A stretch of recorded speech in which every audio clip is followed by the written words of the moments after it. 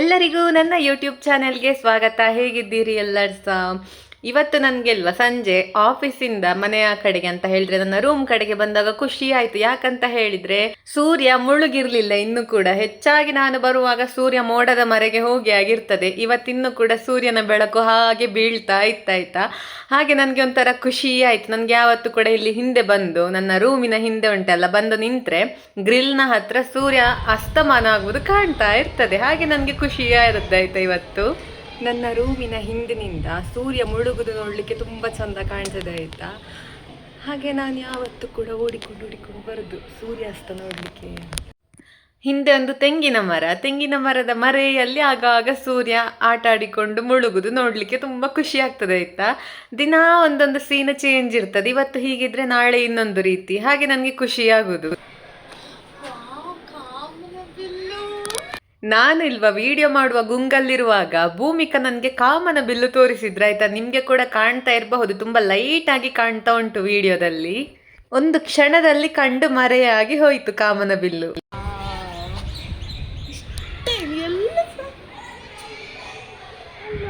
ಕಾಮನ bill ನೋಡ್ತಾ ಇದ್ದೇವೆ ನಾನು ಮತ್ತೆ ಭೂಮಿಕಾ. ನನ್ನ ಅಣ್ಣನ ಮದುವೆ ಸಮಯದಲ್ಲಿ ತೆಗೆದ ಮೆಹಂದಿ ಕೋನ್ ಆಯಿತಾ. ಭೂಮಿಕಾ ಹತ್ರ ತುಂಬ ಸಮಯದಿಂದ ಹೇಳ್ತಾ ಇದ್ದೆ ಮೆಹಂದಿ ಹಾಕ್ತೇನೆ ಅಂತ. ಅವರು ಕೂಡ ಹಾಗೆ ಮೆಹಂದಿ ಹಾಕಬೇಕಂತ ಹೇಳ್ತಾ ಇದ್ರು.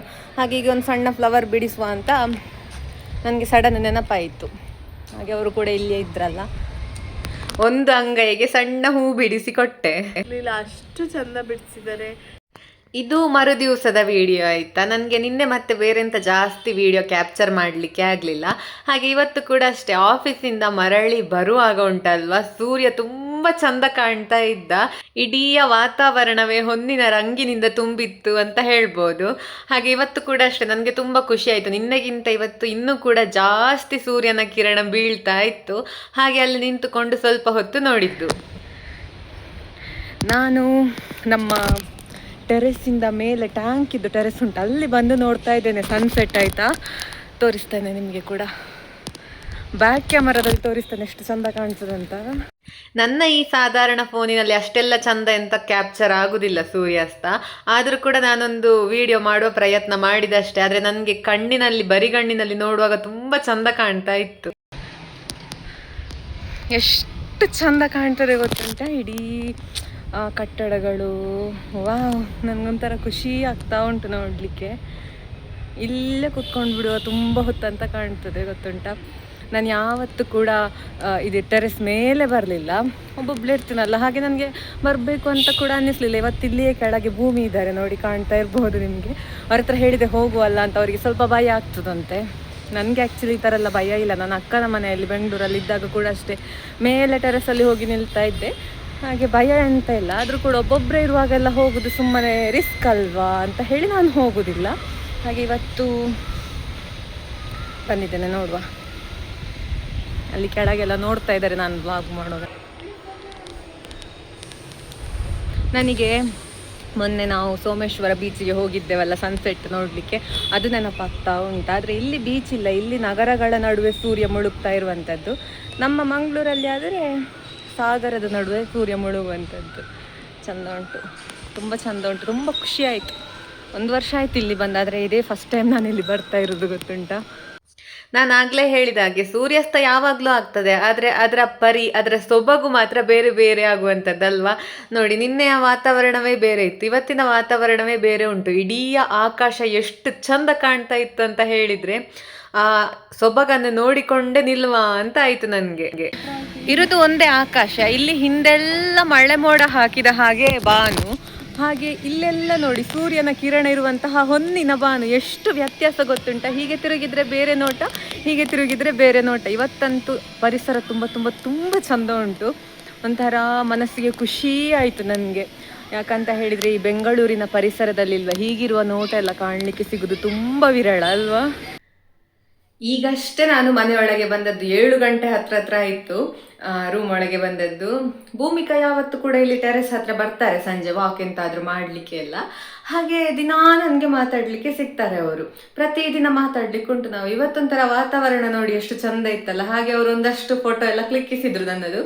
ಹಾಗೆ ಈ ವಾತಾವರಣ ಎಲ್ಲ ನೋಡಿಕೊಂಡು ಸಾಕಷ್ಟು ವಿಚಾರಗಳನ್ನು ಮಾತಾಡ್ತಾ ಇದ್ದೇವಾಯ್ತು. ಅವರು ಹೇಳುದಂದ್ರೆ ನಮ್ಮ ಊರು, ನಾನು ವಿಡಿಯೋಸ್ ಎಲ್ಲ ಹಾಕ್ತಾ ಇರ್ತೇನಲ್ಲ, ನಮ್ಮ ಊರಲ್ಲಿ ಇನ್ನು ಮಳೆಗಾಲ ಬರ್ತದೆ, ಆ ಜಲಪಾತ ಕೆರೆ ಇದೆಲ್ಲ ಎಷ್ಟು ಚಂದ ಅಲ್ವಾ, ಆ ಜೀವನ ಎಷ್ಟು ಚಂದ, ಸರಳ ಹಾಗೆ ಸುಂದರ ಹಾಗೆಲ್ಲ ಹೇಳುದು. ಅಂತ ಹೇಳಿದ್ರೆ ಅವರೇ ಮತ್ತೆ ನನಗೆ ವೈಬ್ ತುಂಬಾ ಮ್ಯಾಚ್ ಆಗ್ತದೆ ಆಯ್ತಾ. ಎಷ್ಟು ಅಂತ ಹೇಳಿದ್ರೆ ನಮ್ದು ಪರಿಚಯ ಆಗಿ ಕೇವಲ 1-2 ವರ್ಷ ಆಯ್ತಷ್ಟೇ, ಆದ್ರೆ ಎಷ್ಟು ಸ್ನೇಹ ಅಂತ ಹೇಳಿದ್ರೆ ನಮಗೆ ತುಂಬಾ ಹಳೆಯ ಫ್ರೆಂಡ್ಶಿಪ್ನ ಹಾಗೆ. ನಮ್ಮ ಯೋಚನೆಗಳೆಲ್ಲ ಒಂದೇ ರೀತಿ ಉಂಟು, ಅವರಿಗೆ ಕೂಡ ಬರವಣಿಗೆಯಲ್ಲಿ ಎಲ್ಲ ಸ್ವಲ್ಪ ಆಸಕ್ತಿ ಉಂಟು, ಪರಿಸರವನ್ನು ತುಂಬಾ ಇಷ್ಟಪಡ್ತಾರೆ ಅವರು, ಸರಳ ಜೀವನವನ್ನು ಕೂಡ ತುಂಬಾ ಇಷ್ಟಪಡ್ತಾರೆ. ಹಾಗಾಗಿ ನಮ್ಗೆ ಸ್ವಲ್ಪ ಸಮಯದಲ್ಲಿ ವೈಬ್ ಸೆಟ್ ಆಯ್ತು. ನನ್ಗೆ ತುಂಬಾ ಬೆಸ್ಟ್ ಫ್ರೆಂಡ್ ಅಂತ ಹೇಳಿದ್ರೆ ಇವರೇ ಈಗ ಇರುವಂತದ್ದು. ಮತ್ತೆ ನನ್ನ ಆಫೀಸಲ್ಲಿ ಕೂಡ ಒಬ್ರು ಜಾಯ್ಲೆಟ್ ಅಂತ ಇದ್ದಾರೆ, ಅವರು ನಮ್ಮ ವಿಟ್ಲದವರೇ ಆಯ್ತಾ. ಅವರು ಕೂಡ ಅಷ್ಟೇ, ನನಗೆ ಮೊದಲವರು ಯಾರಂತ ಗೊತ್ತಿರಲಿಲ್ಲ. ನಮ್ಮದು ಕಳೆದ ವರ್ಷ ನಾನು ಬೇರೆ ಲೊಕೇಶನ್ ಅಂತ ಹೇಳಿದರೆ ಈಗ ಇರುವ ಲೊಕೇಶನ್ ಆಫೀಸಿಗೆ ಬಂದಾಗ ಟೀಮೆಲ್ಲ ಸೆಟ್ ಆಗಿ ಒಂದು ಕಡೆ ಕೂತಿದ್ದೆವು. ಆಗ ಅವರ ಬಗ್ಗೆ ಗೊತ್ತಾಯ್ತು, ಅವ್ರು ಮಂಗಳೂರಿನವರಂತ. ಹಾಗೆ ಅವ್ರ ಹತ್ರ ಮಾತಾಡುವಾಗ ಅವರು ಫುಲ್ ತುಳು ಅಲ್ಲೇ ಮಾತಾಡಿದ್ರು. ಅವ್ರು ಆ್ಯಕ್ಚುಲಿ ಕ್ರಿಶ್ಚನ್, ನಾನು ಹವ್ಯಕ ಮಾತಾಡೋದು ಮನೆಯಲ್ಲಿ, ಅವರು ಕೊಂಕಣಿ ಮಾತಾಡೋದು ಮನೆಯಲ್ಲಿ. ಕ್ರಿಶ್ಚನ್ ಕೊಂಕಣಿಗಳು ನಮ್ಮ ಕಡೆ ಎಲ್ಲ ಮಾತನಾಡೋದು ಕೊಂಕಣಿ ಭಾಷೆ ಆಯ್ತಾ. ಆದ್ರೆ ಅವರು ಹೇಳಿದ್ ನಾವು ತುಳು ಬರ್ಪುಂಡತ್ತ ತುಳು ಅಲ್ಲೇ ಮಾತಾಡುವ, ಅಂದ್ರೆ ತುಳು ಬರ್ತದಲ್ಲ ನಾವು ತುಳು ಅಲ್ಲೇ ಮಾತಾಡುವ ಅಂತ. ನಾವು ಇಲ್ಲಿ ಇವತ್ತಿನವರೆಗೆ ಕೂಡ ಉಂಟಲ್ಲ ಆಫೀಸಲ್ಲಿ ತುಳು ಅಲ್ಲೇ ಮಾತಾಡೋದು, ಕನ್ನಡ ಮಾತಾಡೋದಿಲ್ಲ. ನಮಗೆಂತಾದ್ರೂ ಗಾಸಿಪ್ ಎಲ್ಲ ಮಾಡ್ಲಿಕ್ಕಿದ್ರೆ ಆಫೀಸಿನ ಬಗ್ಗೆ ಅಥವಾ ಎಂತಾದ್ರೂ ಗಾಸಿಪ್ ಎಲ್ಲ ಮಾಡೋದಿದ್ರೆ ನಾವು ತುಳು ಅಲ್ಲೇ ರಾಜಾರೋಷವಾಗಿ ಮಾತಾಡ್ತೇವೆ ಆಯ್ತಾ. ತುಳು ಗೊತ್ತಾದವರಿದ್ರೆ ನಮ್ಮ ಕತೆ ಮುಗಿಯಿತು, ಹಾಗೆ ಕೂಡ ಗಾಸಿಪ್ ಮಾಡ್ತೇವೆ ನಾವು. ಮತ್ತೆ ಹಾಗೆ ಅವರು ಈಗ ಆಫೀಸಲ್ಲಿ. ಮತ್ತೆ ನನಗೆ ಮೊದಲಿಂದ ಕೂಡ ಜಾಯ್ ಪರಿಚಯ ಆಗೋದಕ್ಕಿಂತ ಮುಂಚೆ ಭೂಮಿಕಾ ನನಗೆ ತುಂಬ ಪರಿಚಯ.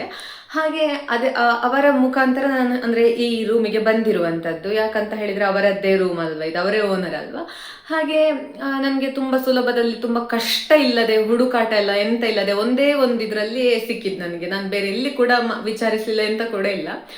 ಹಾಗಾಗಿ ಇಲ್ಲಿ ದಿನ ಸಿಗ್ತಾರೆ, ಪ್ರತಿ ದಿನದ ಹಾಗೆ. ನಾವು ಆಫೀಸಿಗೆ ಹೋಗುವಾಗ ಬರುವಾಗೆಲ್ಲ ಜೊತೆಯಲ್ಲೇ ಕ್ಯಾಬ್ ತನಕ ಹೋಗುದು, ಕ್ಯಾಬಲ್ಲಿ ಕೂಡ ಒಟ್ಟಿಗೆ ಕೂತ್ಕೊಂಡು ಹೋಗುದು. ಆಫೀಸಲ್ಲಿ ಕೂಡ ಅಷ್ಟೇ, ಫಸ್ಟಿಗೆ ಮೊದಲು ಒಂದೇ ಟೀಮಲ್ಲಿ ಇದ್ದಾಗ ನಮಗೆ ಒಟ್ಟಿಗೆ ಸಿಗ್ಲಿಲ್ಲ, ಮತ್ತೆ ಬೇರೆ ಬೇರೆ ಟೀಮ್ ಆದ್ರೂ ಕೂಡ ಕೂತ್ಕೊಳ್ಳೋದೆಲ್ಲ ಸ್ವಲ್ಪ ಹತ್ತಿರವೇ ಇರ್ತಾ ಇತ್ತು. ಆದ್ರೆ ಈಗ ವಾರ ಬದಲಾವಣೆ ಆಗಿ ನಮ್ಗೆ ಜೊತೆಯಲ್ಲಿ ಹೋಗ್ಲಿಕ್ಕೆ ಆಗೋದಿಲ್ಲ, ಆದ್ರೆ ದಿನ ಮಾತಾಡ್ಲಿಕ್ಕೆ ಸಿಗ್ತಾರೆ ಆಯ್ತಾ. ಹಾಗೆ ಇವತ್ತು ಕೂಡ ಅಷ್ಟೇ ತುಂಬಾ ವಿಚಾರಗಳನ್ನು ಮಾತಾಡಿದೆವು. ನಮ್ಮ ಮಾತುಗಳು ಯಾವ ರೀತಿ ಅಂತ ಹೇಳಿದ್ರೆ, ನಮ್ಮ ಪರಿಸರದ ಬಗ್ಗೆ ಜಾಸ್ತಿ ಇರ್ತದೆ, ಆ ಒಂದು ಪರಿಸರವನ್ನು ನೋಡಿ ಜೀವಿಸುವಂಥದ್ದಾಗಿರಬಹುದು, ನಮ್ಮ ಸರಳ ಜೀವನದ ಬಗ್ಗೆ ಇರ್ತದೆ. ನಮ್ಮದೊಂಥರ ಮಾತುಕತೆ ವಿಭಿನ್ನ ಆಯ್ತಾ. ಈ ಬೆಂಗಳೂರಿನ ಬಗ್ಗೆ ಆಗ್ಲಿ, ಇಲ್ಲಿ ಶಾಪಿಂಗ್ ಇದ್ರ ಬಗ್ಗೆ ಯಾವುದ್ರ ಬಗ್ಗೆ ನಮ್ಮ ಹತ್ರ ನಾವು ಜಾಸ್ತಿ ಮಾತನಾಡೋದಿಲ್ಲ ಆಯ್ತಾ. ಅಂದ್ರೆ ಯಾವ್ದಾದ್ರೂ ಒಂದು ಫೋಟೋ ಇದ್ರೆ, ಈಗ ಒಂದು ಜಲಪಾತದ ಫೋಟೋ ಇದ್ರೆ ಅದರ ಸೌಂದರ್ಯವನ್ನು ನಾವು ವಿವರಿಸುದು ಎಷ್ಟು ಚಂದ ಅಲ್ಲ, ಅಲ್ಲಿ ಹೋದ್ರೆ ಹೇಗಿರ್ತದೆ. ನಾನು ನಿಮಗೆ ಉದಾಹರಣೆ ಕೊಡುವಂಥದ್ದಾಯ್ತಾ. ಹಾಗೆಲ್ಲ ನಿಮ್ಗೆ ನಾನೀಗ ಮಾತಾಡುವಾಗಲೇ ಗೊತ್ತಾಗ್ಬೋದು ನನ್ನ ಮನಸ್ಸಿಗೆ ಸ್ವಲ್ಪ ಎಷ್ಟು ನಿರಾಳ ಆಯಿತು ಅಂತ. ಯಾಕಂತ ಹೇಳಿದ್ರೆ ಅಂತಹ ಸಂಭಾಷಣೆಗಳೆಲ್ಲ ನನ್ನನ್ನು ತುಂಬ ಖುಷಿಗೆ ಈಡು ಮಾಡ್ತದೆ. ಈಗ ನಾವು ಮಾತನಾಡಿದ್ದು ನನ್ನ ಊರಿನ ಬಗ್ಗೆ ಅಂತ ಹೇಳಿದ್ರೆ, ಅವ್ರು ಹೇಳ್ತಾ ಇದ್ರು ನಿಮ್ಮ ಊರು, ತೋಟ, ಕೆರೆ, ಜಲಪಾತ, ಹಾಗೆ ನಿಮ್ಮ ಜೀವನ, ನಿಮ್ಮ ಫ್ಯಾಮಿಲಿ ಒಂಥರ ಸರಳವಾಗಿರುವಂತಹ ಫ್ಯಾಮಿಲಿ, ಹೀಗೆಲ್ಲ ಹೇಳಿದಾಗ ಉಂಟಲ್ಲ ಒಂಥರ ನನಗೆ ಇದು ಒಂಥರ ಮನಸ್ಸಿಗೆ ಮುಟ್ಟುವಂತಹ ಮಾತುಗಳದೆಲ್ಲ. ಮತ್ತೆ ನಮ್ಮ ಬಾಲ್ಯದ ದಿನಗಳ ಬಗ್ಗೆ ಮಾತನಾಡಿದ್ದು. ಅವರು ಕೂಡ ಹಳ್ಳಿಯಿಂದ ಬಂದವರು, ಅವರದ್ದು ಹಾಸನ. ಈಗ ಇಲ್ಲಿರುವಂಥದ್ದು ಫ್ಯಾಮಿಲಿ ಅಂತ ಹೇಳಿದ್ರೆ, ಮದುವೆ ಆಗಿ ಬಂದ ನಂತರ ಅವರ ಅತ್ತೆ ಮಾವಾಗ್ಲಿ, ಗಂಡನಣ್ಣ ಇವರೆಲ್ಲ ಇಲ್ಲಿ ಜೊತೆಯಲ್ಲೇ ಇರುವಂಥದ್ದು ಇಲ್ಲಿ ಕೆಳಗೆ. ಆದ್ರೆ ಅವರ ಜೀವನ ಹೇಗಿತ್ತಂತ ಹೇಳಿದ್ರೆ, ಅವರದ್ದು ಹಳ್ಳಿ ಜೀವನ ಪೂರ್ತಿ ಒಂಥರ ಗದ್ದೆ, ಹಸಿರು ಸುತ್ತಮುತ್ತಲು, ಒಂಥರ ತೀರಾ ಶ್ರೀಮಂತಿಕೆ ಜೀವನ ಅಲ್ಲ ಅವರದ್ದು ಕೂಡ. ಕತ್ತಲು, ಕರೆಂಟ್ ಎಲ್ಲ ಹೋದಾಗ ಕತ್ತಲಲ್ಲಿ ದೀಪ ಇಟ್ಟು ಕೂತ್ಕೊಳ್ಳೋದು, ಕಟ್ಟಿಗೆ ಹೊತ್ಕೊಂಡು ಬರುದು, ಸೌದಿ ಒಲೆ, ಹೀಗೆಲ್ಲ ಇರುವಂಥದ್ದು. ಹಾಗೆ ನಮ್ಮ ಜೀವನ ಕೂಡ ಹಾಗೆ ಅಲ್ವಾ. ನಮ್ಮದೊಂಥರ ರೂಟ್ ಎಲ್ಲ ಸೇಮ್ ಉಂಟು ಆಲ್ಮೋಸ್ಟ್. ಅವರವರ ಜೀವನದ ಹಳೆ ಕಥೆಗಳೆಲ್ಲ ಹೇಳುದಾಯ್ತಾ. ಅವರ ಕಡೆ ಎಲ್ಲ ಈ ಆಲೂಗಡ್ಡೆ ಆಗ್ತದಲ್ಲ, ನಾವು ಬಟಾಟೆ ಅಂತ ಹೇಳುದು, ಅದನ್ನೆಲ್ಲ ಹೊಲದಿಂದ ತೆಕ್ಕೊಂಡು ಬಂದು ಸೌದೆ ಒಲೆಯಲ್ಲಿ ಸುಟ್ಟು ಹಾಕಿ ತಿನ್ನುದಂತೆ, ಅಂಥದ್ದೆಲ್ಲ ಉಂಟಾಯ್ತು ಅವರದ್ದು. ನಮ್ಮದ್ರಲ್ಲೆಲ್ಲ ಹೇಗೆ ಅಂತ ಹೇಳಿದ್ರೆ, ಹಲಸಿನ ಬೀಜ ಸುಟ್ಟು ಹಾಕಿ ತಿನ್ನುದು, ಮತ್ತೆ ಸಿಹಿ ಗೆಣಸು ಸುಟ್ಟು ಹಾಕಿ ತಿನ್ನುದು, ಇಂಥದ್ದೆಲ್ಲ. ಅಲ್ಲಿ ಸುಟ್ಟು ಹಾಕಿ ತಿನ್ನುವ ಇದೆಲ್ಲ ಆಹಾರ ಬೇರೆ ಬೇರೆ, ಆದ್ರೆ ಆ ಒಂದು ಇದು ಉಂಟಲ್ಲ, ಕ್ರಮ ಉಂಟಲ್ಲ, ಅದೆಲ್ಲ ಒಂಥರ ಒಂದೇ ರೀತಿ. ಹಾಗೆ ನನ್ಗೆ ಗೊತ್ತಿಲ್ಲ ನಾನೀಗ ಹೇಳುವಂತಹ ವಿಚಾರ ಎಷ್ಟು ಜನರಿಗೆ ಇದು ತುಂಬಾ ರೀಚ್ ಆಗ್ತದೆ ಅಥವಾ ಅವರಿಗೆ ಮನ ಮುಟ್ತದೆ ಅಂತ ಗೊತ್ತಿಲ್ಲ ನನಗೆ. ನನಗೆ ಒಂಥರ ತುಂಬ ಖುಷಿ ಆಯ್ತು ಇವತ್ತು. ಸಂಜೆಯ ವಾತಾವರಣ ಕೂಡ ಹಾಗೇ ಇತ್ತು.